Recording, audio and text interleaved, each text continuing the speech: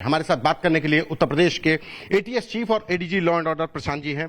Sir, किस तरीके से ये पूरी कामयाबी मिली और कितने खतरनाक मंसूबे थे इनके? ये सूचना इंटेलिजेंस हम लोगों को मिली थी और जिसको स्पेशल सेल ने शेयर किया था और उसके आधार पे लगभग एक सप्ताह से हमारा ऑपरेशन चल रहा था। और कल हम लोगों ने सुबह विभिन्न शहरों में दबिश दी और हमारी टीमें लगातार साइमल्टेनियस रेड्स हमारी लगभग 4-5 जगहों पे हमने किया, जिसमें लखनऊ, रायबरेली, प्रयागराज, प्रतापगढ़, ये सब जनपद हैं जहां हमने रेड किया। और हमने ऐसे 6 लोगों को पकड़ा जो कि इस पूरे मॉड्यूल से संबंधित थे। और उनके पास से प्रयागराज से हमने एक बहुत ही हाईली सोफिस्टिकेटेड आईईडी बरामद की और इनके मंसूबे बहुत खतरनाक थे। और आपको पता होगा कि उत्तर प्रदेश में पिछले 8-10 दिनों में काफ़ी वीवीआईपी विजिट्स हुए हैं, तो इसको लेकर चुनौतियां और भी ज़्यादा थी, लेकिन हमारी एटीएस की टीम ने इनको पकड़ा।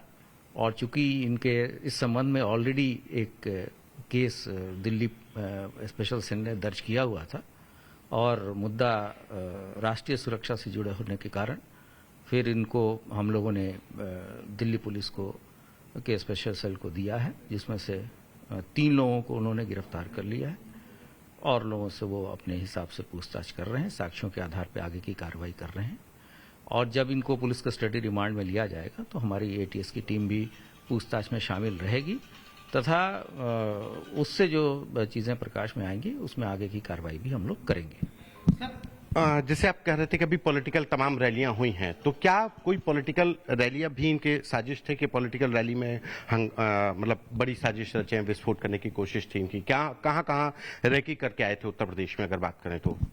मैंने कोई पॉलिटिकल रैली की बात नहीं की, ये आपका अपना इंटरप्रिटेशन है। मैंने आपको वीवीआईपी विजिट्स के बारे में बताया था और तमाम ऐसे भीड़ भाड़ की जगह हैं, संवेदनशील स्थान हैं जहां की विस्फोट होने से काफ़ी अफरा तफरी मच सकती है।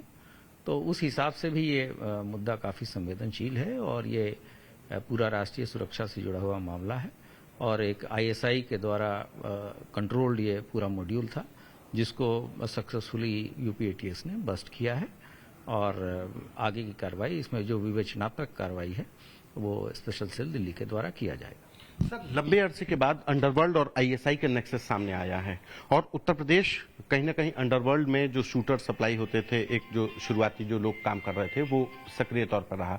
तो ऐसे में अंडरवर्ल्ड को लेकर के और आईएसआई जो तमाम एटीएस की एजेंसी भी काम कर रही थी, तो अब कैसे काम करेंगे? चुनौती बढ़ गई है अंडरवर्ल्ड के सक्रिय होने से?